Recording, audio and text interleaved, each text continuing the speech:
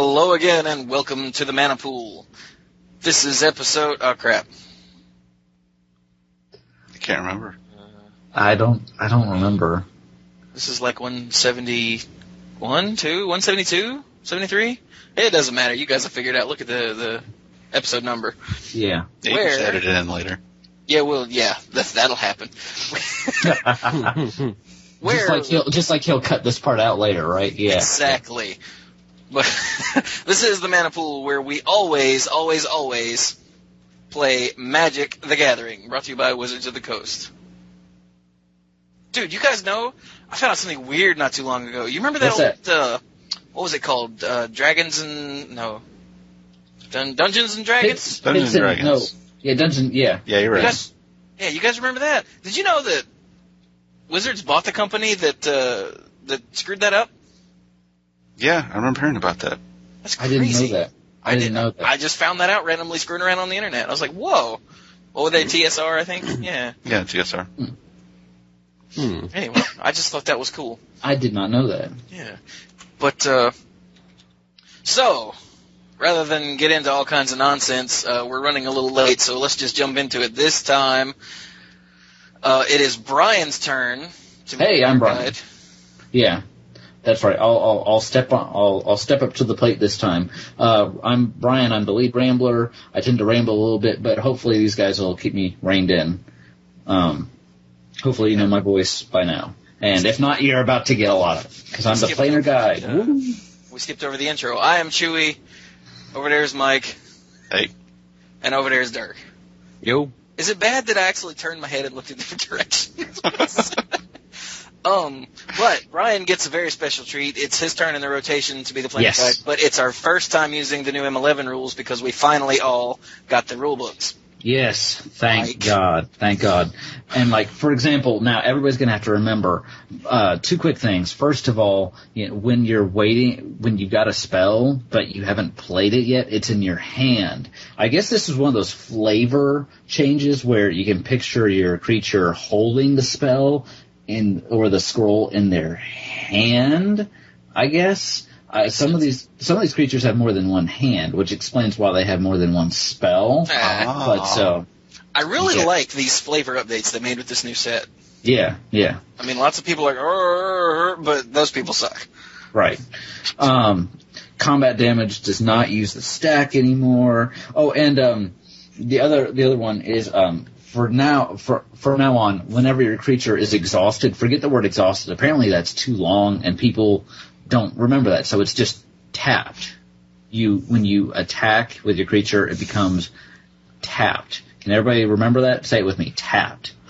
Like a bop on the back of the head. See, this is why I don't like some of these new things. It's just okay. No. Like tapping a mine for resources or something. Tap.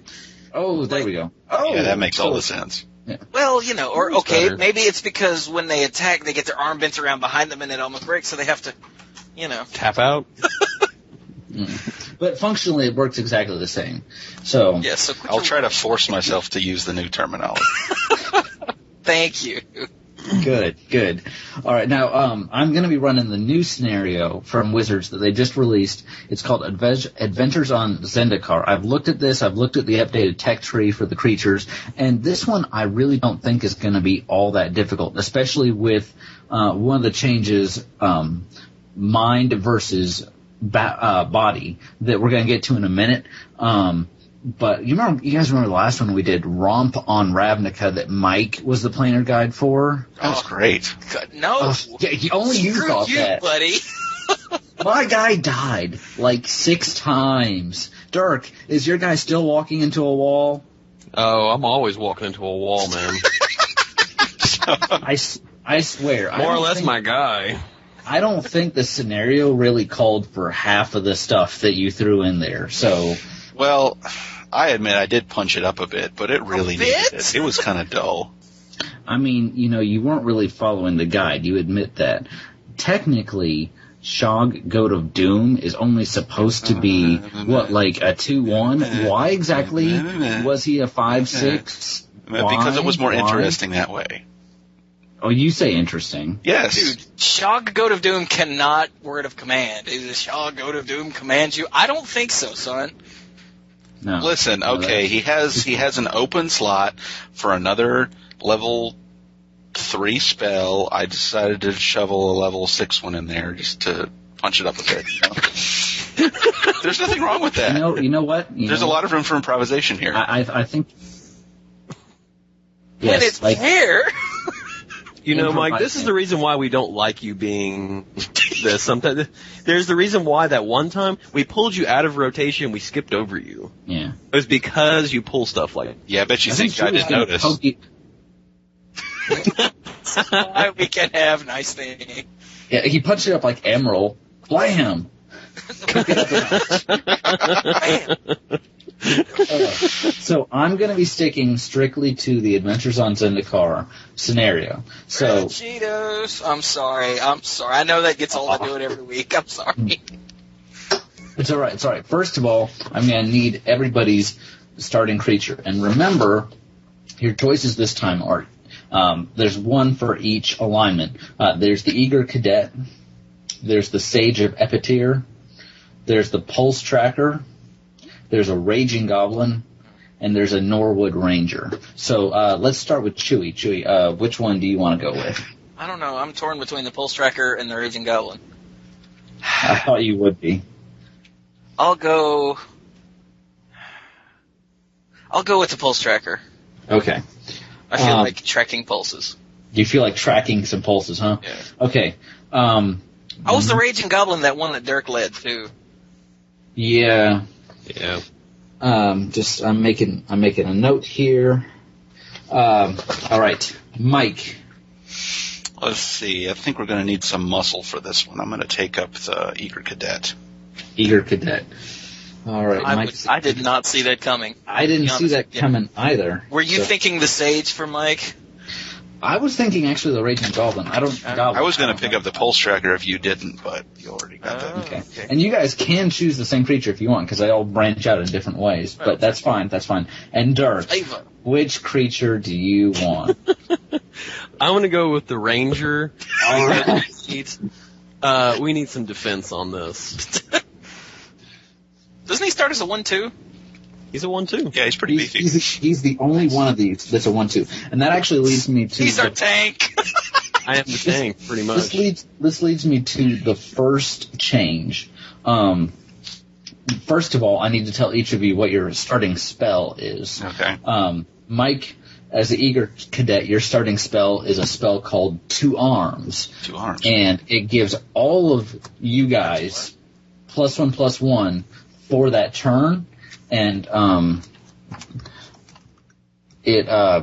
I'm sorry. It just untaps them. I'm thinking of something. I'm thinking of something further down the line. It untaps all of your guys. I'm sorry. Untaps. I'm going to be running between those terms for a while. It happens. Chewy. I'm going to look it up in the book. I don't believe you. No cheating. Chewy, your guy, the Pulse Tracker, starts out with a Vampire's Bite, which is an instant, and it gives a creature +3/+0 until end of turn. And then it also gives your creature a hickey. It gives the other guy's creature a hickey. And then I'm losing track already. And then Dirk, your guy starts out with a Blood Scent, which is a sorcery, so you can only play it during the main phase, but it means that whenever your guy attacks, if there are any guys that aren't also being attacked by the others, they have to all gang block it. So you can use that if you want with one really big guy, if you want others to get through to specific things. Okay. Now, the first change that we're implementing here is the body versus mind, and each of you has to choose right away whether you want your creature to get a permanent +1/+1 counter or marker that, again, will stay with your creature no matter how it evolves, or 2 copies of your starting to and you won't get 2 copies of each spell, just your starting one. So, I'm going to take the body perk for my guy. So is that the only difference that body and mind makes? Yes. It does not make any difference on the story whatsoever. Or further up the tech tree, this is just a one-time boost? The +1/+1 counter will stay on your creature for the duration of the game. Similarly, you'll get the extra copy of the spell until it's used. Right. So the Eager Cadet is choosing body, Yeah. and is becoming a +1/+1. Okay, so that makes it a 2/2. Help me remember that, because I'm afraid I might. All right, I'm writing it down. It's too bad they don't have more physical components to this game that you can, mark with them. Somebody was talking about printing out like poison counters, but I told them they were stupid. Yeah, that's pretty dumb. Have you ever thought about buying miniatures? I mean, it's kind of hard when we're playing remotely like this for that to matter, but... Now, that's not a bad idea, and then you can kind of like stack quarters underneath them for counters. Yeah. Wow, I hate you guys. I'm broke, remember? Dark, what you want? I'm gonna get the +1/+1. I figured. Okay. And Chewy. You could help stand out a lot of damage with another copy of your spell. It's what I was just thinking. I think I'm going to take the mind so I can nom somebody's head. Nom. All right. So we've got a hickey on both sides. Hell yeah. So it's an instant, right? It's an instant. That's correct. So just to review, Chewy's got a Pulse Tracker, which is a 1/1 vampire, and he's got 2 copies of Vampire's Bite. Mike is an Eager Cadet that has a permanent +1/+1 counter, so it's a 2/2. And Dirk has Norwood Ranger, that elf guy that's the biggest of the starting ones at a 1/2, but it's got a permanent +1/+1 for a 2/3. Everybody got it? Got it. Mm-hmm. Like it. All right, then we will go ahead and get started. So, this is Adventures on Zendikar. Here's the prologue.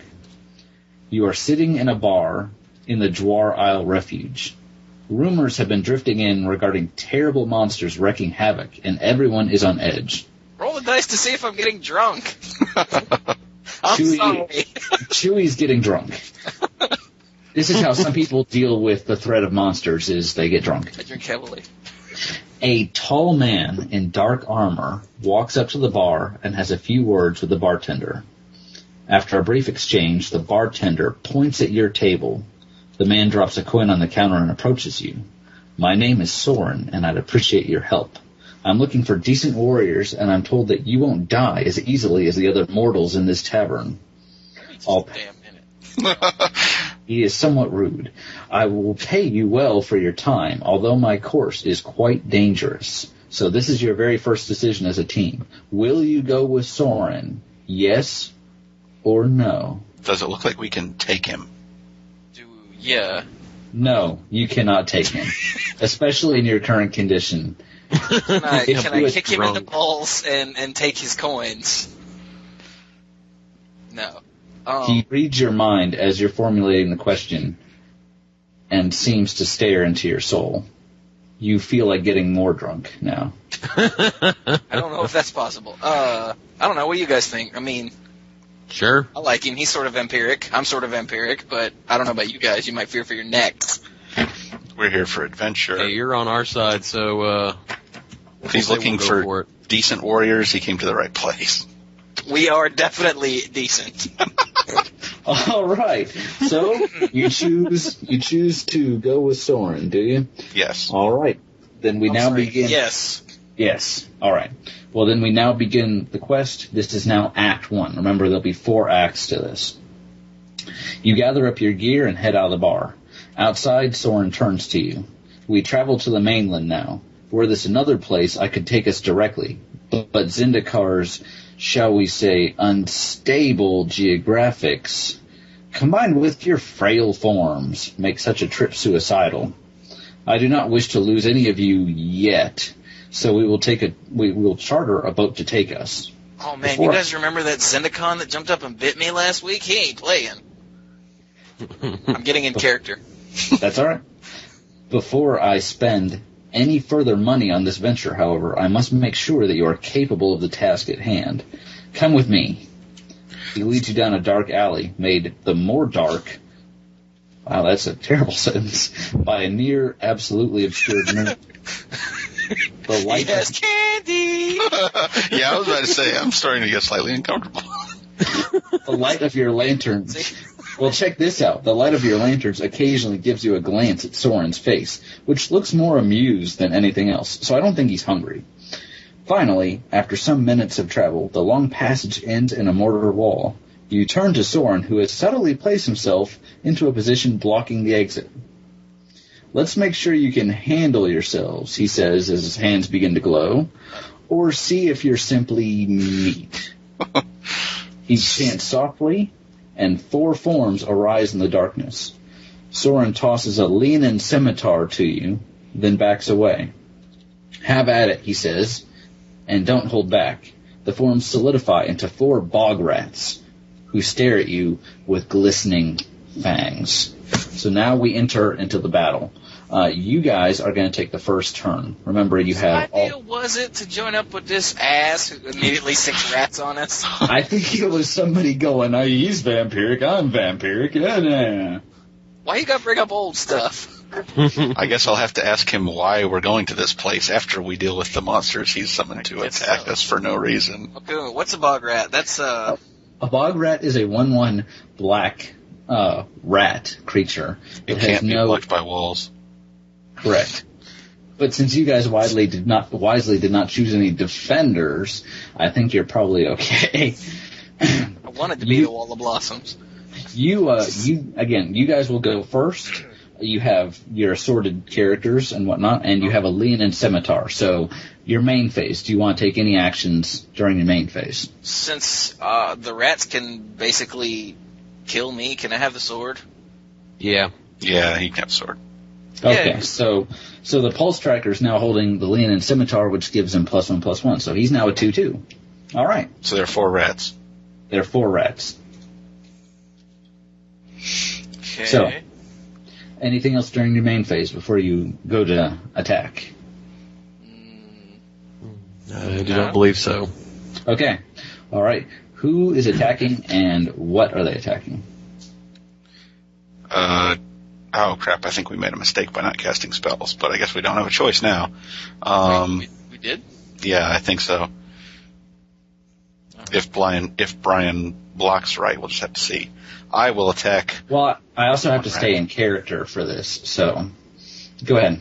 I will attack 1 rat. Okay. Mike attacks the rat. Anybody else? I guess. Wait a minute. Okay, I forget how the combat works with the M11 change. Well, basically, each of you will determine whether your creatures attack, and if so, which of my creatures they will attack. Any of my creatures that are not being attacked, that are unassigned, so to speak, that are untapped or unexhausted, can then go to gang block with another one, if they so choose. Oh, we might have just messed up then. I think that's what Mike was saying, but I have to follow this according to the guide. I'm not going to give anything away, but they're rats. Ha! They're not very smart. I say my spell allows them all to block me, but that would overwhelm me. Unfortunately, it's a sorcery. Well, actually, wait a minute. Do we want to back up? I was going to say, since this is our first time, but then do we want to blow our blood scent on 4 stupid rats? I don't know. I think the blood scent would get whoever uses it killed in any situation other than 4 stupid rats. Well, keep in mind the blood scent only allows gang blocking where they're not already assigned as defenders. Yeah, so I'm saying we can take them all out in 1 attack. Dirk, you cast the blood scent, and we each attack a separate rat. The extra one has to block you. All the rats die. We're cool. Okay, that works. All right. Okay, is that what you want to do? Okay. So we'll back up to the main phase for that because I know this is the first time we've played this in a little while. So, okay. So, Dirk, you cast the blood scent on your guy, who's a 2/3, correct? Mm-hmm. You then, attack a rat? I'm going to attack 2 rats. Well, you attacked a rat. Well, I'm going to attack a rat, yes. Is everybody else I'm going to attack a different rat. Okay, I'm going to attack rat number 4 because he was looking at me with little beady eyes. Okay, so So, all right. So Dirk is attacking a rat. Everybody's attacking a different rat because you can also gang up on one if you want. Poor rat. And the extra rat is forced to help out its rat buddy who's being attacked by Dirk. So then at combat damage, assuming you guys don't have any other spells you want to play. Nah. Okay. Nah. Everybody survives. Each of the rats is dealt at least a damage, and you win. Congratulations. Hooray. You're awesome. I would like to ask Mr. Soren what just happened. That's funny. All right, after battle, this is the result. Soren smiles. Excellent work. You may find traveling with me to be hazardous, but I think there's a good chance you will survive to meet my foe. As for earning my pay, well, it will require the slaying of more than a few rats. He tosses you a magic scroll before leaving and striding off. You spend the next few days on a boat, reflecting on the wisdom of traveling with a companion with no regard for your own life. These thoughts are heightened as the crew slowly disappears one at a time every night. Finally, you see the shore of the mainland approaching. I got hungry, I'm sorry. I was just thinking that. I'm like, man, how many times have I had to get on to you about eating the crew, man? I'm sorry. I didn't eat all of them. We're fine. This concludes the first act. First of all, the spell he gave you is Nameless Inversion, and remember, this is a party spell, so anyone can use it. Woo, party! And it gives the creature, your choice, either one of yours or the opponent's, +3, -3, and that creature, in fact, loses all creature types until end of turn, which may be important. Also, each of you now has to make a decision about what you're going to have happen with your character. Let's start with Chewie. Chewie, your vampire has actually been carrying around, whether you knew it or not, a special blood serum that, if taken, will let him become a human. So you have to choose when your creature changes. Do you want him to stay a vampire and become simply a stronger vampire, or do you wish to seek the path toward not being a vampire?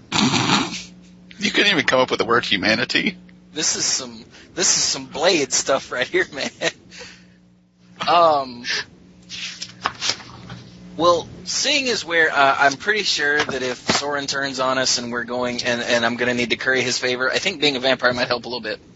Okay. So I will just hang on to my serum and. All right? Yeah. Then you become a blood seeker. Your base stat is still 1/1. And you, in fact, did not get the body, so you're still a 1/1. Yes. But you still have your 2 vampires bites. And now you have a spell called Urge to Feed, which allows you to actually give a creature -3, -3, and if your vampire is untapped, you can go ahead and tap him to give him a +1/+1 counter. That's pretty powerful. So that's pretty good. Mike. Yes. Your soldier, the eager cadet, has the choice between continuing in the martial arts or whether to seek the path of perhaps a more enlightened individual and consider taking up the healing arts. I want to sword some people. You want? That reminds me. Do I still have the scimitar? You still have the scimitar. Ah. Okay. So you wish to stay in the martial-ofness? Yeah, stabbing time. Okay. Stabbing time. All right. Well then, you become a frontline strategist. Awesome. Who has a base of 2/2. So because you chose body, he actually is a 3/3. And I'm having to double check this spell. It's one called Battle Cry. It is an instant. It untaps all white creatures you control, or white aligned, and since you're the only one, I guess it's untap your guy. And whenever a creature blocks this turn, any creature, it gets +0/+1 until end of turn. So, good for like little defensive maneuvers. Finally, Dirk, Your Norwood Ranger has the choice, similar to the Eager Cadet, of either continuing along the path of the warrior or turning to more shamanistic and elven rituals. I'm not the best at this, I'll admit. I'm gonna move more towards the shamanistic side. Oh, jam! We got magic, son. All right. Dirk chooses the path that no one else did, and actually, you gain the new spell Regenerate, which one time only regenerates a creature. So if that creature would be destroyed, it instead is regenerated. It's removed from any combat that it's in, and it becomes tapped if it's not already. So you can cast that on any creature. So what happens to his creature? It doesn't die. No, he gets a spell, but does he get a new name or a new class or whatever? It's Well-Wisher. Did I not say that? No, you did not. No, you didn't. Oh, His here I was skipping straight to Regenerate. No, it's the Elven Well-Wisher. So I think Dirk may have chosen that path before. I seem to remember Dirk playing with a Well-Wisher or two. You're probably right. That one that Chewie was doing, I think. Okay. Oh, okay. It was a long time ago. That was not what he meant. Well. Okay. So what are Dirk's the Well-Wisher's new stats? Dirk's base stats are still 1/1, so it actually shrinks a little bit, but it's still getting the +1/+1. So okay. So it's a little smaller, but you got to regenerate. Yeah. So that seems kind of bunk. So Chewie's is a 2/2 because it's currently holding the scimitar. Dirk's is also a 2/2 because he's a healer, and he's got that +1/+1. And Mike's is the 3/3. So right now Mike is kind of. How did I get to be a 3/3? Because the frontline strategist is a 2/2. Oh, okay. Sorry, I was looking in the book, and I guess I was reading the wrong line. Also, everyone still has their spells except you're down a blood scent. So, okay. Oh, real quick, my book is in the other room, and I don't want to walk away. Does the vampires bite target, or is it just me? I believe it's target. Okay. So it's a bit off on the flavor, but I believe it. I have the book here. Yeah, it's a target creature. Yeah, he's right. Okay. Yep. Just making sure. I guess chow down on somebody, but Think of it this way: is that okay, Mike's attacking and you're attacking, and when you cast a spell, you take a quick sec to jump at his guy and then go back at yours. Noms. So, okay, all right. So that is the end of Act 1. Act 2. Although you disembark the boat at what should have been a prosperous port, no one appears to be walking the streets. You only go about half a small block when you see the boat departing behind you with what seems like unnatural speed. Maybe because Chewie ate everyone on it. I'm sorry. I didn't eat them all. I only ate some of them. I don't know what's up with the others.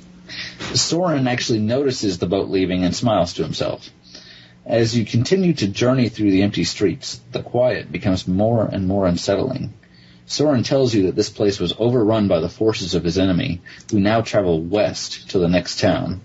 The plan appears to be to catch the enemy on its flank, picking off the stragglers while the main force surges ahead. You begin to wonder if the timing of your arrival was deliberate, and if you purposely sacrificed the people of this town, but you keep your thoughts to yourselves. Suddenly, coming around a corner, you see a pack of beasts, the likes of which you have never previously imagined. Soren quickly turns to you. These are the beasts I seek. Although they may seem strange to you, although they may seem strange to you, like the way I'm talking, their masters are indeed more monstrous. He scans the herd, which luckily has yet to catch on to your appearance. There are 2 nest invaders, 6 Eldrazi spawn, and a hand of Emrakul. I will take the hand, as I fear that it will overwhelm you if left unchecked. Kill them all quickly. Their danger will increase the longer we tarry. He hands you what looks to be a bone saw. steps back, and then launches himself at the largest beast. The Eldrazi look startled by his appearance, but their surprise will not last long. I'm pissed. Alright, turn order. You guys are going to go first. Awesome. What you see now are 2 Nest Invaders. Each is a 2/2, and 6 Eldrazi spawn, each of which is a 0/1. Mm-hmm. Okay, is there any way to tell if they have any tricks up their sleeve, or do we just have to hope they don't? Currently, you don't have any way of peeking into their hands or looking into their minds. Piss. And what was it? So the Eldrazi spawn, and what was the other one? There's 2 Nest Invaders. I think they're 2/2s. Each Nest Invader is a 2/2 Eldrazi, and each spawn is a 0/1 Eldrazi. And we don't have to worry about the hand, because Soren's got him marked off, right? That's correct. Okay, good, because I cannot be messing with no damn hand of Emrakul. Now remember, you have a Leonin Scimitar that Chewie is currently holding, and a Bone Saw. The Bone Saw gives its equipped creature +1/+0. So, enter your main phase. Are there any actions that you want to take? Who wants the Bone Saw? Do you mind if I take the Bone Saw, Dirk? Yeah, go ahead. You can stand Wait, back and hang cast on. spells. Before we do that. What? What's Urge to Feed? Is it an instant or a sorcery? It's an instant. Urge to Feed is an instant, according to my book. Okay. Like I said, my book's in the wrong room, and I don't really... That's okay. I have all the books. I'm sorry. I'm really sorry. I meant to study more, but I've had stuff to do. That's all right. With that RPG website that I run, do we untap after our turn? You do untap after you untap at the after their turn, if they get a turn. Okay. Don't worry, man. I got that 2 arms. We'll be cool. Any creature you attack with will remain tapped, short of a 2 arms or something like that, until the end of their turn. Okay, and similarly for them too. Okay. Your creatures don't have to attack. Remember. Right. Also. Right. Okay. So, are we giving Mike the Bone Saw? Yeah. Okay. So Mike is now a 4/3. Okay, let's see. Oh, wait a minute. I should hand off the scimitar. Why? Because I'm not gonna attack. I might be hungry. So you can hand off to me? You get it? I might have the urge to feed. Ooh. Subtle. Very, very subtle. Just in case. So yeah, hey, Will Wisher, you want the scimitar? Sure. Okay. I'm gonna go ahead and charge into battle with my Bone Saw and attack one of the Nest Invaders. Jam! Okay. Rawr. All right. So Mike is attacking a Nest Invader. Okay. All right. How many Nest Invaders were there again? Just 2. There's 2. I will go after another Nest Invader. All right. And currently you are a 3/3. Correct. Okay. And Chewie. I will stand here on guard just in case, because I don't trust these little spawns. Okay. I'll be the rear guard since I'm a big wuss at a 1/1. Wuss. Okay. Then, are there any other effects? No, that's it. Okay. The 2 Nest Invaders die. And now, since you've had your main phase and the combat step, it's now my turn. I have 6 Eldrazi spawn. Yeah, you do. They begin chittering to each other, but they do not make any attacks, so I pass back to you. Well, I feel like a douche. I'm going to carefully charge an Eldrazi spawn and crush him underfoot. Hopefully. And I will attack a separate one myself. I think you're good chilling out right there. I think since me attacking doesn't speed us up any, I will also stand here on guard just in case, because I don't trust these little chittering bastards. Sorry, I just love that phrase. Okay, that's good.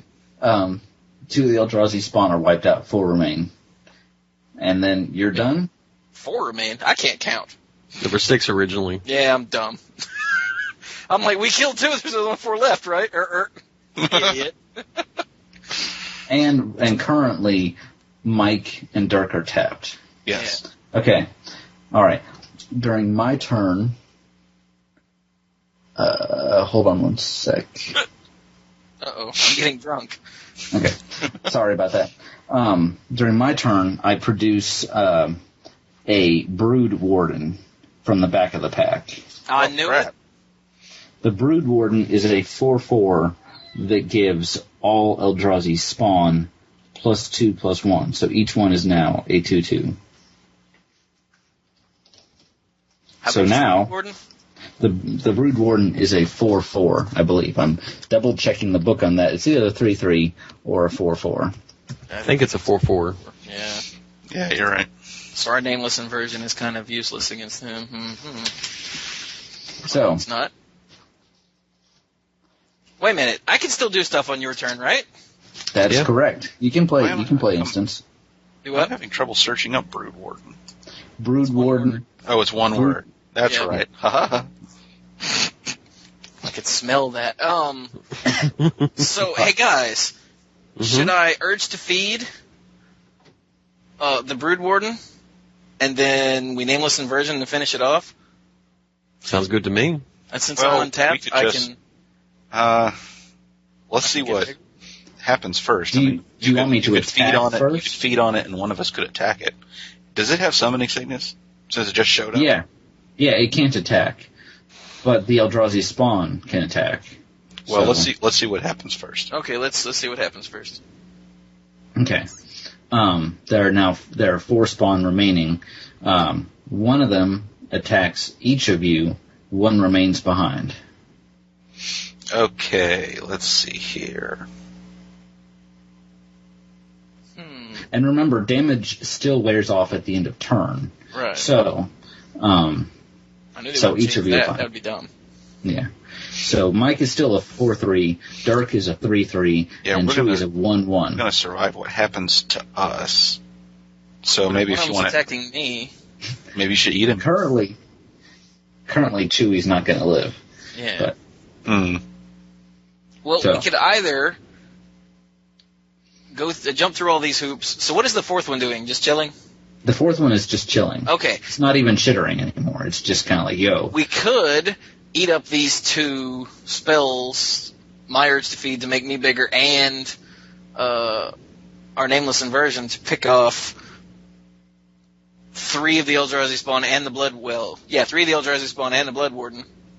Brood Warden. Brood Warden. Is he still going to hit me if I take a nap, tap, exhaust? Damn it. If he is still coming at you, even if you're tapped, as long as he's still alive, he's going to hit you. Okay. So we could either pick off the Brood Warden now and kill off these 3 things that are attacking us, or I could use my urge to feed on one of them and Dirk could regenerate me. That seems dumb. Yeah, that seems worse. You're right. We should kill the Brood Warden. Okay, well then I will urge to feed the Brood Warden as they're charging at us, and I will tap. You know that you're right. I don't like that. I'm sure I'll get used to it though. I will tap my guy to give me +1/+1. Yeah, and we're going to use the party spell, the Nameless Inversion, also on the Brood Warden. Okay. Mm-hmm. So, since that's being done in the middle of attacks, the Brood Warden will get -3/-3 and an additional +3/-3. So it will die and its effect will end. So now and Chewie's choosing to tap his creature, correct? Yeah, I'm tapping to get bigger. I'm pumping some iron here. All right. I'm starving. So now your creature's a +1/+1, and all of the spawn, both the ones attacking and the one that was holding back, are 0/1s. So unless you have any other effects, you're going to simply decimate them. Yes. I would like to poke mine in one of its eyes. Okay. Chewie, in fact, pokes one in the eye, and they all die terribly. There's 1 spawn remaining, and my turn is done. All of your guys untap. You have a main phase. Or do you want to get right to the killing? Get him, Mike. I will charge headlong into the remaining spawn. Send it back to where it came I'm from. I'm going to sharpen the scimitar. Oh, sorry about that. I meant to get on that on the boat, but I was busy eating the crew. All right, looks good. Well, then you've successfully wiped out the Eldrazi. Congratulations. Right. And I'm finding my place in the book again. Okay. You should probably go check on Soren and see how he's handling that hand. Oh yeah, we forgot to ask about that. How's he doing? Well, now that you're done with that, Soren actually approaches you, wiping a dark substance from his blade. Ew. Impressive. I think you've earned this, but be careful how you use it. He hands you a spell tome. Tome, that is how that's pronounced, right? Labeled Consume Strength. And he also hands you a trusty machete. Let's not waste time. The main body moves ahead. We must make haste. I'm afraid you're out of time, betrayer, says a voice from behind you. You turn to see a small force. There's always someone behind me. There are lots of people behind Chewie. There's, in fact, no one behind anyone else. Chewie is at the back of the pack. Well, I'm a vampire. Well, you turn to see a small force of vampires gathered. Oh, you bastards! You thought they could have this town, and you'd pick them off. But we remained. We waited for you. Soren glares back at the lead vampire. I don't have time for this. He turns to you. Dispatch them and meet me ahead. I cannot let the Eldrazi gain more time than they already have. You start to protest, but he suddenly vanishes in a dark cloud. The lead vampire, obviously more incensed than she was before, bares her fangs. You who would travel with the betrayer, you will slake our thirst. I don't even know this guy. Come on, y'all. Family ties and jams and whatnot. You count one Malakir Blood Witch, 4/4, leading a Gatekeeper of Malakir, 2/2, a Vampire Hex Mage, 2/1, and a Chained Blood Pet, 1/1. Counting is almost all you can do before they set upon you. We enter combat, I take the first turn. However, these vampires are generally not going to attack terribly profitably because they are too angry. Sorry. 1/1, right? Yes. So, I'm going first. They don't have any main phase. The Blood Witch is going to attack Mike. Mike is delicious. Mike is in fact delicious, and in fact she will not attack a vampire. That will not stop a Vampire Hex Mage from attacking Dirk.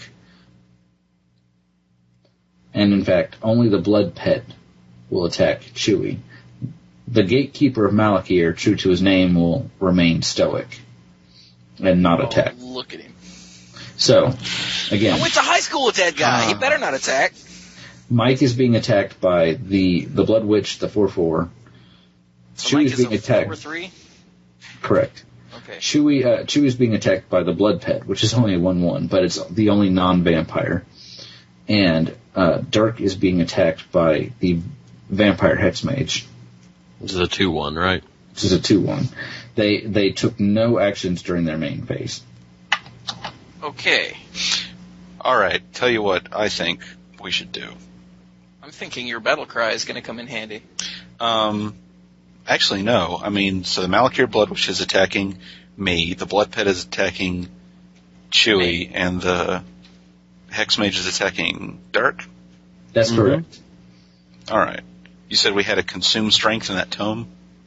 That's correct. Oh, yeah. Which one's that? Is that the +2/+2 and the -2/-2? Yeah, so Consume Strength thing to kill the Hex Mage and give my guy +2/+2 will smash the Blood Witch and the Hex Mage. And Chewie, you're just going to stomp on the Blood Pit anyway. Blood Pit. I don't even know why the Blood Pit bothered attacking me. I've always had this long-standing hatred of Thralls. Maybe that's why. All right, so do you all mind using our party spell that way? I think that is a beautiful thing. All right, consume strength. I will consume the strength from the Vampire Hex Mage and use my awesome used-to-be Hex Mage muscles to smash the Blood Witch in the face. All right. Keep in mind that the strength granted by the consumed strength is not permanent. It's only this turn. But all right, Fine. That's good. Okay, so you smashy. I poke it in the eye. Chewie pokes it in the eye. What is it with you poking small animals in the eye? Look, I hate things that chitter. What can I say? And I heroically step aside, and as he passes, slice through the back of his neck, and his head rolls. Your guy's dead from the consumed strength. You just look around, and you're like... No, he sliced the corpse's head off. Okay. Said, guys, I got him. I guess he is a well-wisher, so I guess he's a 3/3 well-wisher, which is pretty big. I forgot he was holding the scimitar. Dang. Oh, well, who cares? Oh, yeah. We could have killed all of them. You could have killed the gatekeeper, yeah. Yeah, man. Oh. I thought you were going after the gatekeeper. Never mind. The gatekeeper stares back at you. He's still mad. So now, your turn. Okay. Well, this bone saw is bullcrap. Here, Chewie, take this bone saw. I'm taking the machete. Oh, how come I gotta take stupid... Ooh, it's a bone saw. That's awesome. So now I'm holding a trusty machete. All right, so Mike's got the trusty machete. Chewie's got the bone saw. How come I got the bone saw? I still got a tiny little butt. So Chewie's now a 3/2, and Mike is now a mighty 5/4. 4. Wow. Okay. Knows I got a big ass for a black creature. By the way, Chewie, whenever you bit his neck, don't you get a +1/+1 from that? Yeah, that's why I'm a 2/2. Oh, okay, so you're naturally a 2/2. Gotcha. Yeah. Yum, yum, yum, yum, yum. And he was delicious, let me just tell you. He was full of blood. It was a blood pet. The gatekeeper is staring at you, waiting for you to take your turn. I challenge you to a duel, gatekeeper. Get him, Hank. A duel of killing you. I attack him. All right. He's dead. Oh, Yes. All right. He's like, "Roar," and Mike goes, "Smash." See, I told him he needed some muscle. Arm off. He's like the Black Knight. I'll bite your leg off. What are you gonna do? Bleed on me? He, in fact, bleeds on Mike's corpse. No, wait. The corpse bleeds on Mike. Mike is not the dead one. So. Okay. All right. Did you give him the big boot to the face? Did you poke him in the eye? Only Chewie's poking people in the eye. Damn right I am. I don't want to catch any of you guys doing it. The result. With the vampires all dead, you look around. There's no sign of any further attack. You recover a blade of the Blood Chief amongst the remains. Fine.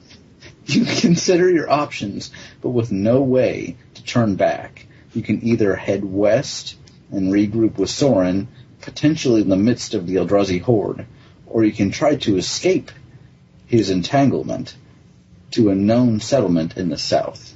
So, time for... First of all, before you make your decision, let's cover some... this is the end of the act, so let's cover some character stuff. Chewie, your Bloodseeker, you can choose either to fully embrace the power of the vampire, or you can start to feel a little bad about it and start to try and seek redemption about being... Your experiences with Soren have kind of perhaps led you to maybe believe that you might want to be a good guy, but you'd still be a vampire. So, evil, good. Does the Blade of the Blood Chief... Wait, so I'm still a vampire either way? You're still a vampire either way. Okay, does the Blade of the Blood Chief do anything... The Blade of the Blood Chief does not give you any automatic bonus, but whenever another creature dies, if someone is holding it, that someone gets a permanent +1/+1 counter. Holy and crap. if that person is a vampire, he gets really? an additional +1/+1 counter. I'm so taking that when I can equip it. But you're a vampire either way. True.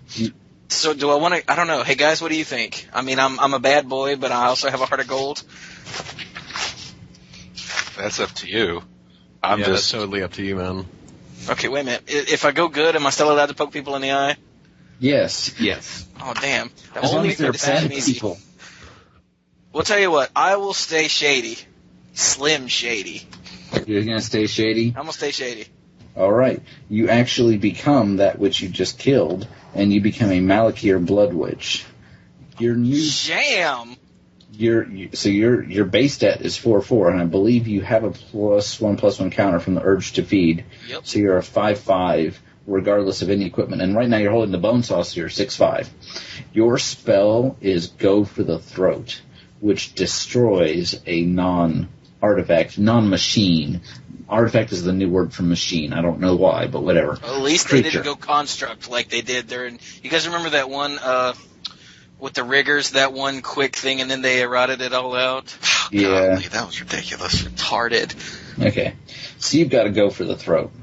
Word. And, all right, Mike. I better not be the smallest member of the party after this is over. I don't think you're ever going to be the smallest member of this party. Beardy man! You have a choice whether to continue along as far as being a soldier and being and your soldier training, or you can start to seek out your own path and try and become a member of a knightly order. Oh, that's easy. I am an honorable knight. Yep. I could totally smell Mike's answer. All right, you now become a charging paladin, which I have to look up, but I believe is a base 2/3. No, it's a base 2/2, so that stays the same. White aligned creatures don't get huge, but you're still a, what'd we say, 6'5"? 5'4" with my equipment. He's got the 5'4". machete and an equipment. Yeah. I mean, and a counter. Right. Okay, and your spell is Morale. Aha. Which is attacking creatures get +1/+1 until end of turn. And it's an instant. Obviously, it would have to be for that. So that would be you and anyone else that's attacking, or even if you're holding back. So there you go. So now you can make everybody a little bigger. Ah! Oot. I'm already bigger. Finally, Dirk, do you wish to embrace the... I'm trying to think of that. This, I wasn't sure you were going to go this way. So you didn't bother writing it. Dirk, your studies have led you to a point where you can concentrate more on inner strength, strengthening the will of others, or summoning and bringing other creatures to your side. I'm going to go with summoning creatures to our side. Thank you. This is going to be awesome. This is going to be awesome. You become... I really wish I didn't have to look up each stat.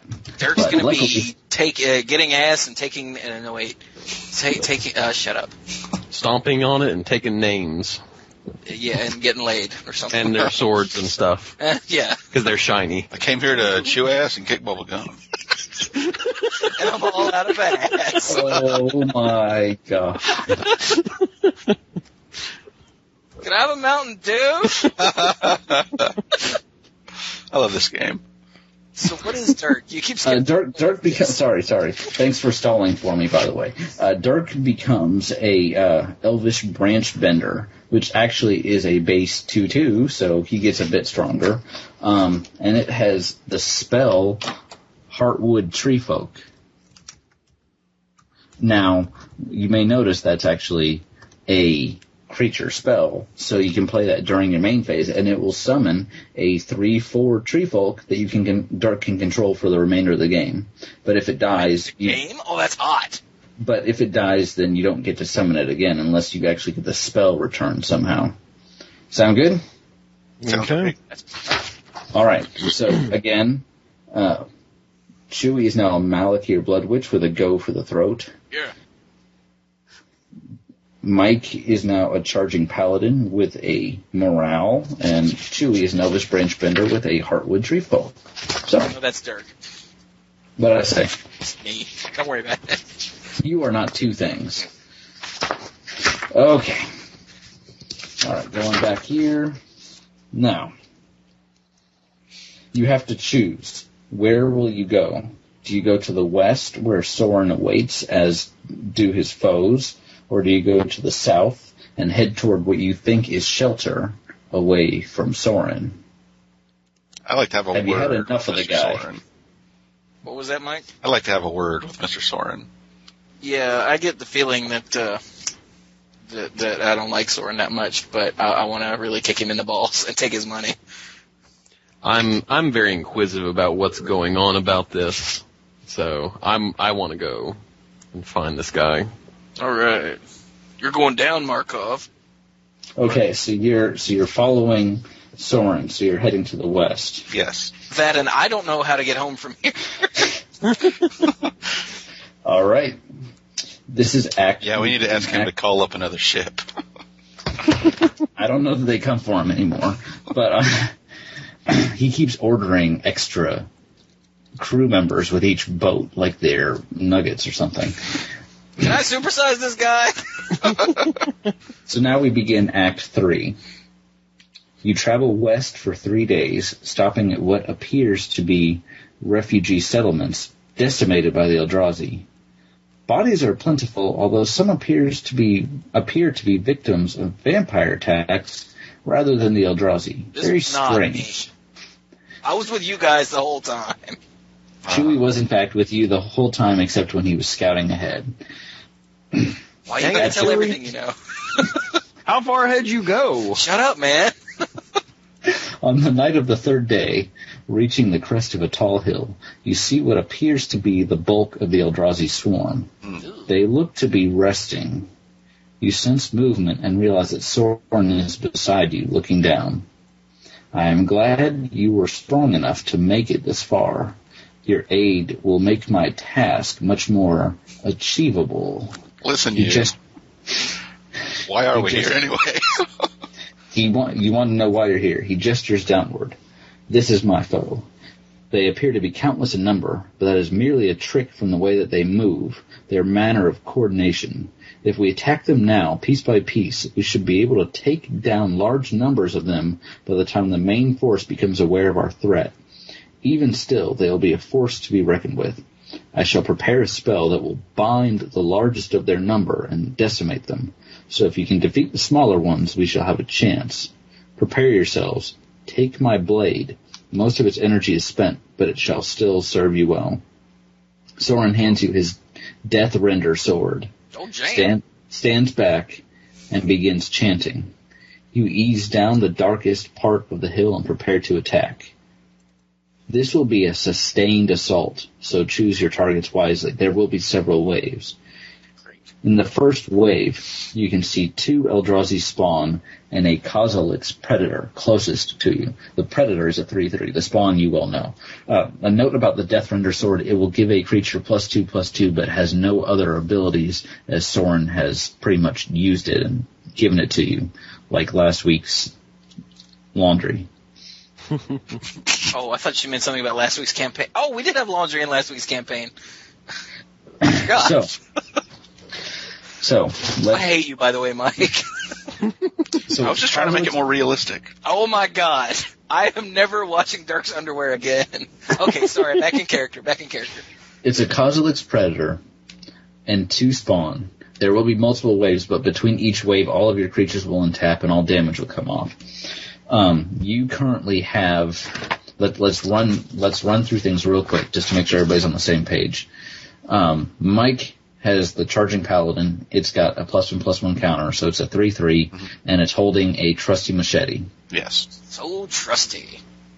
So it's a 5/4. You also have the spells 2 Arms, Battle Cry, and Morale. Yes. Chewie has a Malakir Blood Witch, which is a base 4/4. It's got a +1/+1 counter on it, and he's holding a Bone Saw, so it's a 6/5. Dark. Oh, and your spells, you still have 2 Vampires bites and a Go for the Throat. You used your Urge to Feed. And I'm marking that right there. And Dark has the Elvish Branch Bender, which is the base 2/2. It has a +1/+1 counter. You're holding a Leonin Scimitar, so it's a 3/3. And he has the spells Regenerate. I'm a 4/4. Base +2 +2. Oh, that's right. 2/2/2, a 2/2, +1/+1 counter, and the scimitar. So I'm a 4/4. Thank you. I'm glad you guys are keeping track. And you have the spells Regenerate and Heartwood Treefolk because you use your Blood Scent. You don't have any other group spells right now, and you also have a Blade of the Blood Chief and a Death Render that no one is holding. So you get the first move. So enter your main phase. All right. Okay, Chewie. we need to distribute this. Yeah, go ahead and pick up the Blade of the Blood Chief. Okay, I'll take the Blade of the Blood Chief. Dirk, you switch out the scimitar for the Death Render, and I'll take the scimitar.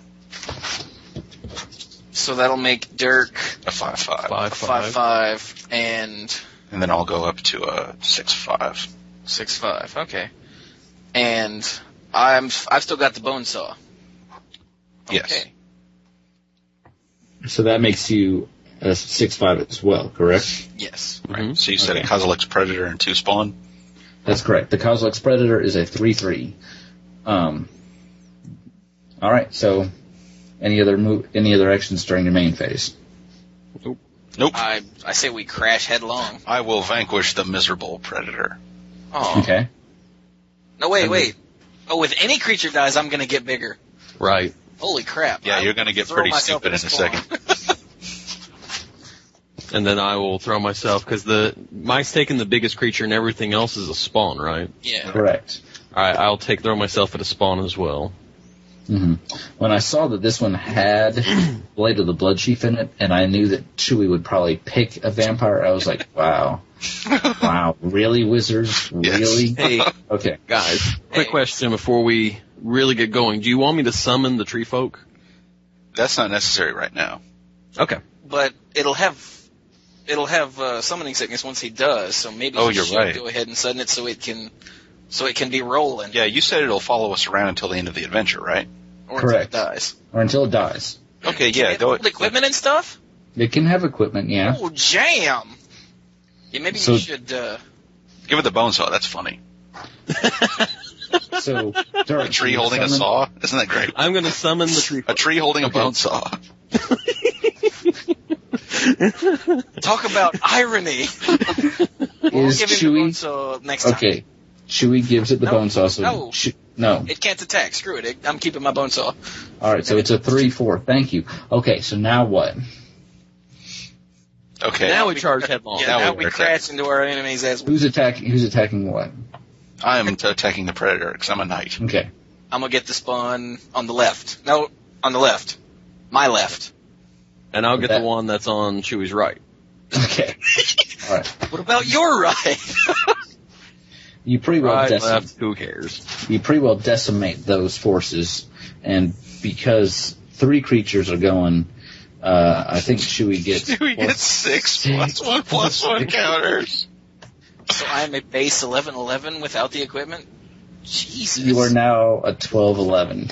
Alright. The second wave... Okay, our Blood Witch has become the gun. Cock it! sec- To the gun! The next wave, and you still go first, is a Brood Warden and 3 spawn.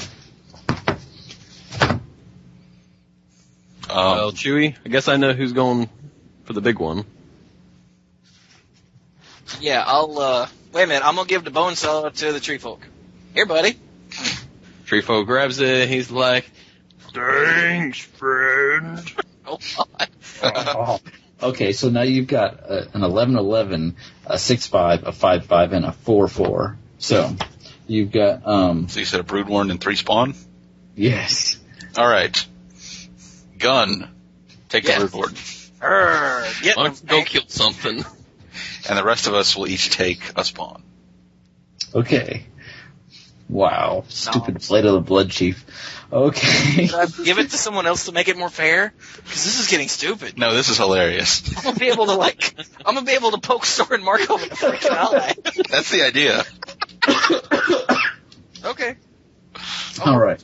So you We guys- found the exploit, we're gonna exploit it. You're damn right. Chewie gets an additional +8, so he's a 19/19. Wait, why? Because 4 creatures died. Yeah.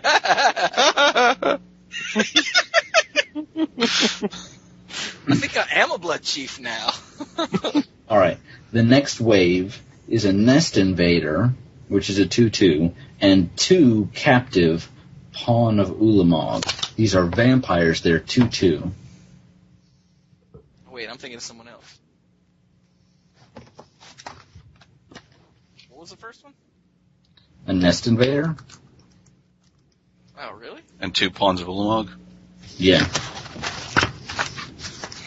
Okay.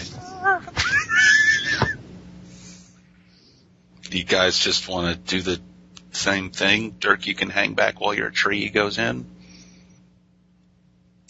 There's only 3 enemies. Sure. Should we be concerned that some of these might what have should we call the tree folk? I think he's a Bob. Let's call him Rudy. Rudy. Call him what? Rudy.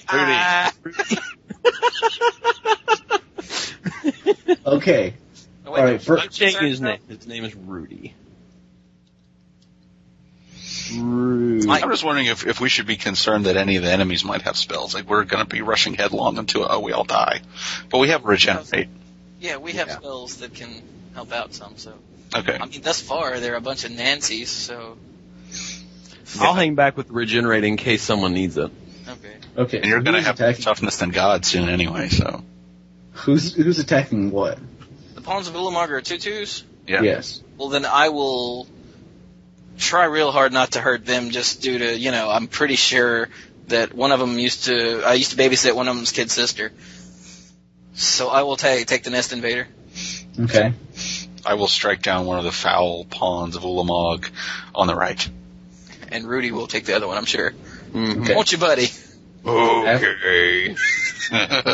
After you declare attackers, one of the Pawns of Ulamog casts a spell. Oh, I know it. Steel Strength. He casts it on the tree folk. It's like a smaller version of Consume Strength. It gives that creature -1/-1, and gives the Pawn of Ulamog +1/+1. Which Pawn of Ulamog? It'll be the one that's attacking it. You mean the one that the tree is attacking? The one that the tree is attacking. I apologize. Oh, he's trying to turn it into a trade. Ah. Well, I'm going to use Morale. All attacking creatures get +1/+1? That's right. All right. Well, then it looks like I get even stupider. the other Pawn of Ulamog will also use Steel of Strength on the tree folk. Piss? Who's the other one attacking, though? The other one is being attacked by Mike. Mm-hmm. And Mike who's is still he giving big. the bonus to? He's giving the bonus to himself, which is important. Okay. So we're still looking at a trade with the tree folk, and Mike is just going to smash the other pawn. At the moment. Yeah, that's what it looks like. That's what it looks like. Do we really want to blow Regenerate on the tree? Nah. Well, you're going to get big one way or the other, because if the tree folk dies, he goes to the graveyard too. Yes, because Chewie needs to get bigger. Any other responses or actions? I don't want to throw away the Regenerate. I want to keep it for us. Yeah, I love you, Rudy. Yeah, you're right about that. Nah. Rudy's got to make it though to the end of the story. We have to have like an eulogy for him, or eulogy for him. Eulogy. An eulogy for the Ulamogs. Looks like the tree is dying, and each of my creatures is dying, and Chewie is getting an additional +8/+8, putting him at 27/27. Rawr. Only the branch bender is untapped. Yes. Third wave. Eldrazi go first. They finally caught on to you. They have a Hand of Emrakul, a 7/7, a Kozilek's Predator, which is a 3/3, and a Pawn of Ulamog. That's a 2/2, right? That's a 2/2. Okay. All right. I fear not. We're cool. Okay, good. The Hand of Emrakul will attack Mike, the Predator will attack the Branch Bender. Let's see here. All right. 7 set. Mike, what are you? I'm a 6'5". So the Predator is attacking the Branch Bender? Yes. You're a 5'5" right now, right, Dirk? Yeah. Okay. Yeah. I'm going to cast 2 arms to untap us all. Okay. Wait, who's got the Huh? Who's got the scimitar? I do. Does Dirk has the scimitar and the Death Render? No.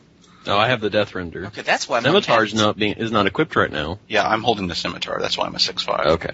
And the bone saw is on the ground, but you can only pick it up during your main phase because the tree had it. What good does untapping this do? Then you can block the hand. Oh, I can. Wait, if we both does that mean we both block the hand? Correct. Oh, but he still gets to assign his damage the way he wants, right? Correct. Oh, that's kind of pointless. Yeah, don't bother with the 2 arms then. Well, at least not yet. I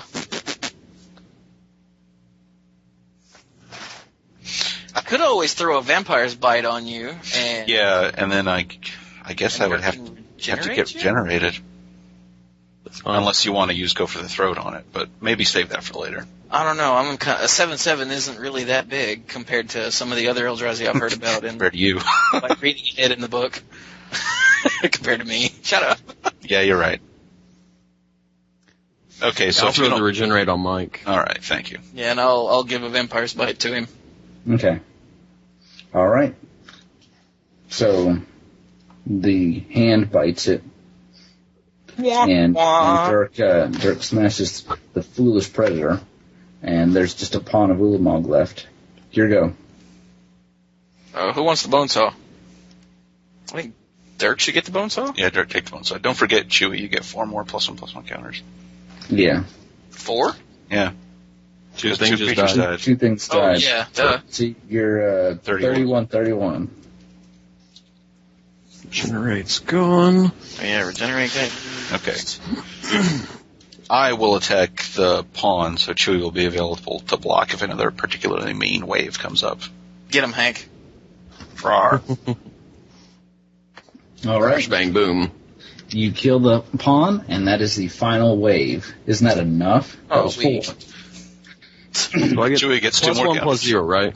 With the bone saw? Yeah. Right. Okay. And I am a 33. I am a god. Okay, alright. So, the results. Soren finishes his spell and claps his hands together. A cloud of living death descends upon the Eldrazi, consuming the flesh off the largest ones first. You run for cover, barely escaping the stench-filled air, enough to keep breathing. As the spell begins to wane, you look around, and not a single Eldrazi seems to be left standing. It appears that you won. And now we're going to move to the final act. But first, let's talk creatures. Chewie. Never mind. I apologize. I'm so used to the changes, to the choices. You all are kind of locked in at this point.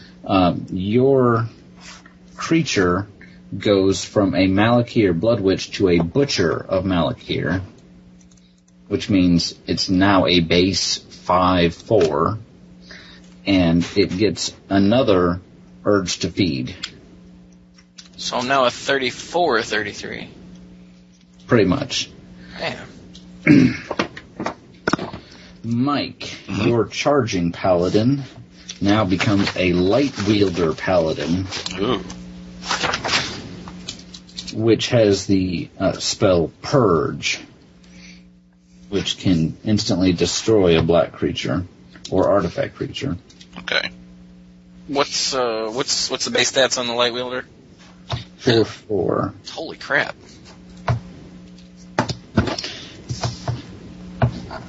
So Mike is now a 5/5 holding a bunch of equipment. And and Dirk, your Branch Bender now becomes a Voice of the Woods. I believe its stats are still 2/2. Yeah, it is. Okay. But its spell is a very interesting one called Walker of the Grove. It is another creature spell. It is a 7/7 elemental. So it's summoned by the voice of the woods. And when it dies, you get a 4/4 elemental. Nice. I've always loved that guy. I was reading about him the other day, actually. I'm thinking of being a shaman next time we do this. The spells you have left, correct me if I'm wrong, you did not actually use the 2 arms, correct? No, they talked me out of it. It was a better play. So you've still got 2 arms. You've got all of Mike's spells. 2 arms, Battle Cry, Morale. No, you use the Morale. I use Morale. Mm-hmm. Okay. So I just have 2 arms, Battle Cry, and Purge. And Purge. Chewy, you've got a Vampire Bite, a new Urge to Feed, and the Go for the Throat. Dirk, you have used your Regenerate and your Blood Scent, and your Heartwood Tree Folk. So you have a Walker of the Grove. Congratulations, you have the most popular spells. All right, and now we move on to the final act. And that destroy the world. So much carnage is knocking things over in the real world. Aren't you really glad you didn't waste your time, Chewy, taking that +1/+1 counter at the beginning? I know, right? This other Vampire's Bite is going to come in handy to make you eat somebody. I can smell it. I don't know why they printed Blade of the Blood Chief. They need to go back and make that a higher level or give it some equip restriction or something. That's crazy. Or not have it in a set with a bunch of token creatures. Yeah. Stupid spawns. All right. Hey. You're talking smack about my family, son. I resemble that remark. I know, right? Act 4, the final act. You come across Soren, who seems to be picking his way through the remains of the Eldrazi. He looks surprised when you come into view. Then he laughs. I'm huge. You really did surprise me. To survive not only them, but why are you 15 feet tall? Look at my bicep. He laughs a little bit. I'm sorry, continue. It's okay. I'm not sorry. Very surprised that you survived my spell. You have been of great help to me. Now I shall give you the reward that you so richly deserve. Oh, you bastard. He claps his hands again, and you find that you can't move. He gestures with one hand, and your Blade of the Blood Sheath and all the power you had instilled from it flies to him. Thank you so much, and thank you for returning my ancestral blade to me. Those fools had no idea what they held. Now as for you, my reward is to send you away from this torn and failing world. The Eldrazi we killed today were a nuisance, but it is unlikely that anyone can save this world before the Titans rip it asunder. It is far better for you to not be here when it happens, even if it means you are really nowhere at all. Also, it has been far too long since I last had a decent meal. He grins, the glint on his fangs shining like the moon. These Eldrazi are not good for my diet, but you shall do quite nicely. He looks at Chewy and shrugs. He laughs again, then steps toward you. Some bitch took my knife. Did you say he took all the infused power? Yes. Mm-hmm. So God, how big am I now? You still have the original +1/+1 counter. That I got from the Urge to Feed? Yes. So I'm a freaking son of a whore. I'm a 7/6. As he does. Wait, 7/6? How'd you get that? Wait, how big is the butcher? It's a 5. Oh, so I'm a 6'5". Excuse me. Oh, sorry. You're not holding any other equipment, are you? No. Okay. Damn it. Okay. As he steps toward you, he narrowly avoids being crushed by a large object behind him. Yeah, which would have been my foot. The impact of it hitting the ground sends him reeling to his knees, and the spell holding is broken. Against the night sky, a being of immense size rears up, apparently from under the fallen bodies of the Eldrazi. Soren curses. It is a being, an Eldrazi, which I have seen long ago. It defies explanation, warping this world in such a way that death is and is not its nourishment and its toy. He looks toward you. I end my affair with these creatures here and now. I depart. You shall not survive, whether you fight or not, but do try to die with some class, will you? It is only fitting for my associates. He vanishes, leaving you facing it that betrays on your own. I'm going to track his ass down. I swear. We're going to meet up with him again in one of these. I'm going to stab him in the head. You followed him the whole way here. I'm a little surprised. He kept, not being nice to you, but that's your choice. So, it that betrays is an 11-11. Did you hear that? The freaking Planar God was like, oh, you deserve it. You did it to yourself. I'm going to stab you too. In the eye. I'm just doing my part. So, you guys go first. Chewie, you are a base, what do we say? You're a base 5'4", so you're a 6'4". You're not holding any equipment. 6'5". And Mike is how big? Huh? 11-11. Oh, piss. Mike is a 6'5". More than that. That's right. I'm sorry. I'm a base 4'4", plus 1 from the body perks. That's 5. Plus a trusty machete, so that's 7'6", plus a lean and scimitar, so that's 8'7". 8'7". Okay, thank you. I'm getting caught up here. Dirk, you are 6'5". You're still 6'5". Okay, and all right, and you know the spells. Currently, I don't think there's any equipment that's unaccounted for because Dirk's holding the bone saw. Mm-hmm. And the Death Render. Let's see. If I also pick up the Death Render, that'll up my toughness to 9. And then if Chewie feeds on the hand, it'll just be an 8/8. You mean the betrays?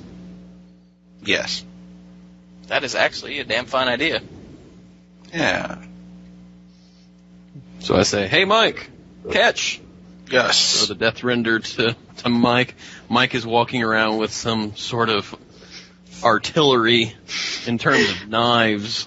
Hey, wait a minute. If you've got 2 arms, how are you carrying 3 swords? Because I've got the machete in my teeth. Like, So he's now got the Death Render, so he's a 10-9, is that correct? That's correct. Okay. Word. And I will charge at that betrays. He will betray us no more. All right. We'll get this insane urge to feed and give him a -3/-3, and I will tap myself. You don't have to tap yourself. When you cast it, it's blocked by a Not of This World. What does that do? It if I have an Eldrazi, and he has the spell, he can't be the target of your spells for the remainder of the turn. So your spell fails. Okay. Well, Purge do? Purge destroys a black creature and an artifact creature. So to kill him, you'd have to go for his throat. Or you could give me a vampire's bite and I would die, but he'd be taken down also.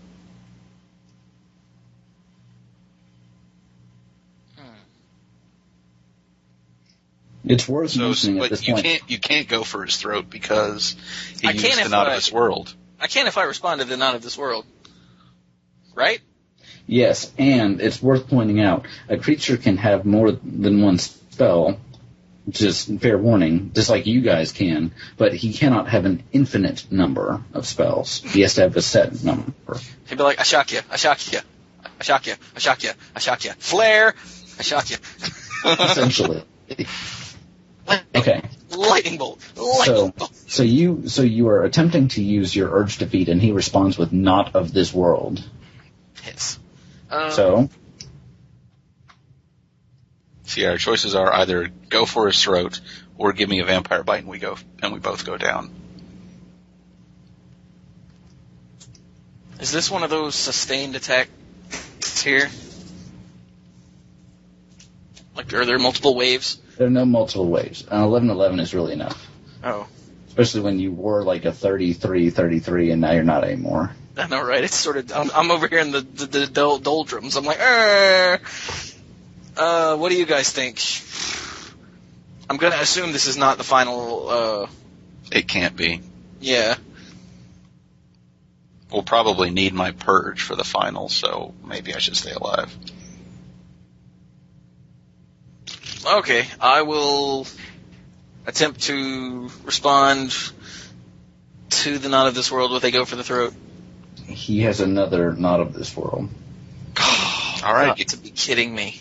Give me the bite. Is there nothing else we can do about this? We don't have any other spells. That would help. Damn. Alright, then you can have my vampire's bite so you guys can freaking die. Alright, so Mike becomes a 10-9. Any More other than that, effects? 13. Oh, try that again. He was a 10-9 to start with. Alright, if there's no other effects. Well, I'm out. Congratulations, you slay it that betrays. Mike, unfortunately, is sacrificed for the I am slain. The result. Looking over the crumpled corpse of the enormous Eldrazi, you stand together as the sky begins to lighten. Revenge against the traitorous Sorin is a tempting thought, but you settle for thoughts of trekking to the nearest town, the first that was spared from the Eldrazi today. You resolve that Zendikar may be breaking, but the Eldrazi will have to tear you down before they can claim victory. The end. Oh. We even get to bring out the Walker of the... Yeah, I realized we forgot to summon him. Mike instead. If you had sacrificed him, maybe Mike wouldn't have had to die. Well, the Walker would have had summoning sickness anyway. So. Yeah, but we could have just not attacked and let him come at us. And then one of us would have died regardless. I think that would have been a bad idea. Without giving anything away, I think that would have been a bad idea. Since it's already over, why? What was he holding? Actually, I don't know if that was a bad idea. He was holding 3 Not of This World and a Skittering Invasion, which actually puts 5 spawn onto the table. Oh, so we were just screwed. No, we weren't. If he'd attacked, spells-wise, we were screwed. Yeah. Wait, yeah, you weren't. Say again? Not of This World. He can't be the target of spells or abilities this turn. Who can't? Whoever cast it? Whoever the cast target it. of spell, yeah. Yeah, we'd have summoned the Walker, and I would have we'd have probably given him a piece of equipment, because why not? Because he'd be big enough to block, and then we could have... Well, if that betrays would have attacked us first, because the Walker had summoning sickness, so he couldn't attack the turn he was summoned. That's what I'm saying, but man. He could sit there and wait to be attacked. This is what happens every time, is you guys always second guess. But would betrays would have attacked one of us, and one of us still would have died anyway, so it would have made a difference. And we wouldn't have been able to choose if one of us died in that case. That's true. You sacrificed Mike, you feel guilty about it, that's okay. I don't feel guilty about it because of that damn Romp Ravnica. Just let it go. I'm sorry. There, you happy That's now? all I freaking wanted. Holy crap. You people have no imagination. Bygones are bygones. Are we good now? We cool? I ain't even mad. I think we're all good. So, all right. Well, thanks for letting me be the planner guide for this one. This was pretty interesting. You should have seen some of the other paths that this could take. You took what I thought was probably the most straightforward one, which is follow Sorin, follow Sorin, follow Sorin. And there were some other kind of twisted things out there. Apparently there's a lot going on in Zendikar these days. Killed the mic. Curiosity killed the mic. Yes, sir, Mr. Vampire. Sir, I'll go where you say, sir. I bet he was controlling my mind. Who knows? So it's a good thing that Mike died. Mike would have turned on us eventually. You guys believe this started out as some sort of stupid card game? I'm so glad that fad never caught on. Oh, man. Who would have been able to deal with all that crap? I don't know. They wouldn't have a pro tour for the card game, not like they do for this. That's I mean, come on. Cards. I mean, what, like poker? No. Yu-Gi-Oh, maybe. Yeah. What's that? I don't know. That's that video game. Oh, that's right. Oh, yeah. I heard it gave all these kids epilepsy in Japan. Oh, yeah. That was that other one. They all look the same to me. What was that other one? Gran Turismo. I don't know. So let me show you my something. I can't remember. Oh, well, that was fun, B. Thank you. Mm-hmm. I'm glad that actually all of our spells got used, really, except for Mike's. Yeah, except for mine. I like the way we got a purge, and there was never a chance to use the purge. It just happened in that particular path that you took. So. Oh, okay. Word. Well, do we want to call this episode done then? I think so. Yeah, this was a good game. Yeah. A nice and short little campaign. Give our listeners this will be less than 2 hours, won't it? This will be way less than 2 hours. Right at an hour and a half, it looks like. Wow. All right, nice compact. Let's see here. I don't think we want to do another one because it will take too long. Nah, I've got to pee. I'm pretty sure this is 172. But okay, I don't feel like looking it up. I don't know. It'll be whatever's there. I don't know. Oh, well. So, with the new M11 rules change, our name doesn't make any sense. You're right. Yeah, we might have to change that. Damn it. We might have to be, let's see, Manapool. No, let's not change it. People won't be able to. I think it'll be retro. Yeah, I think it's kind of funny to be retro like that. Yeah, okay. I like it. We'll just stick with the same name then. Do we have any final thoughts, Mike? I'm kind of disappointed my guy died. But I guess that's he died at the very end heroically. He did. But he's been charging into all the battles, so he was definitely worth the sacrifice because he sort of charged headlong, and both of us were like, "Go, dude, get him, Hank." Yeah, that's pretty much what he did the whole time. Yeah, I was glad to choose a class that was a little less cerebrally strategic than what I usually do. So it was a nice, refreshing run. I'm happy with the. I think next time we play, I might have to go with the blue alignment just because I hardly ever do. Mm-hmm. It's interesting. You'd like it, I think. I don't know. I don't like to sit around and think too much. Well, it depends on what class tree you go for. Oh, that's true. Yeah.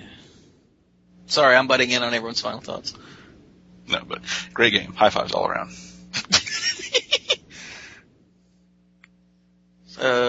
Dirk? It doesn't really have anything to do with much of the game, but I'm definitely very thankful for a wife who is willing to take on the responsibility and of taking care of the baby while this is all going on. So while you screw off and have fun with the guys. Yeah, because if she didn't love us, if she didn't love the group and the guys and everything, she'd have been like, "No, you don't get to do that. You have responsibility." Love you, Chelsea. Yeah. So I'm thankful for a wife who is a wonderful person, wonderful mom. Listeners are at least 6 or 8 listeners who are going to be listening to this also love Chelsea. And everybody, if you love Chelsea for letting Dirk play, go to the website and comment on this episode, or go to the forums, all of that, and you can share the love. That's right. And we will pass on all the love to Chelsea. Mm-hmm. Dozens of people are waiting for the episode. How about you, B? Oh yeah, how's Trevor doing, by the way, Dirk? How's what? Trevor. He's doing good. I'm very happy with the baby. No problems? Nope, no problems. He's not smoking or hanging out with the wrong people, or? No, he does his homework and studies his biology and physics. Whew. Not bad for a 2-week-old. Okay, well, how about you, B? I think it was a great game, and I'm also thankful for my baby and my wife. What I want to know is why people in the city need the high output headlights. Like the headlights that are 10 times stronger than normal headlights because they're kind of a problem when I'm driving along and all of a sudden I can't see because the guy behind me has these really high headlights on, and they're not high beams, they're just like it's kind of like when you upgrade your normal light bulb in your house to one of those twisty ones. It's a better light bulb. I get that it's a better light bulb, but it's also much brighter, and unless you're out trekking in the woods somewhere, I don't know why you really need it. So, boo to you. I thought for a minute that you were trying to go back to Ravnica and I was going to poke you in the eye, but never mind. You're like in the city. I'm like, damn it, Brian. Hasn't there been enough poking of the eyes today? Those poor Eldrazi spawn. No. I just meant, on cars, automobiles. Yeah. I agree. I hate those cars too. I have a car that sits fairly high off the ground, so I don't really notice anymore. That and I don't ever go anywhere. Speaking of which, I love you guys. So that's my whole thought. Is that everybody? Yep. Oh, except for me. I am thankful for my wife that I don't have, and Brian's wife that I have not had, and Chelsea, and Dirk's wife that I'm not going to answer if I've had. It's a no, but don't tell Chelsea that. I think I've got her convinced. And, yeah. Thank you all for checking out the website. It is themanapool.com and all of that.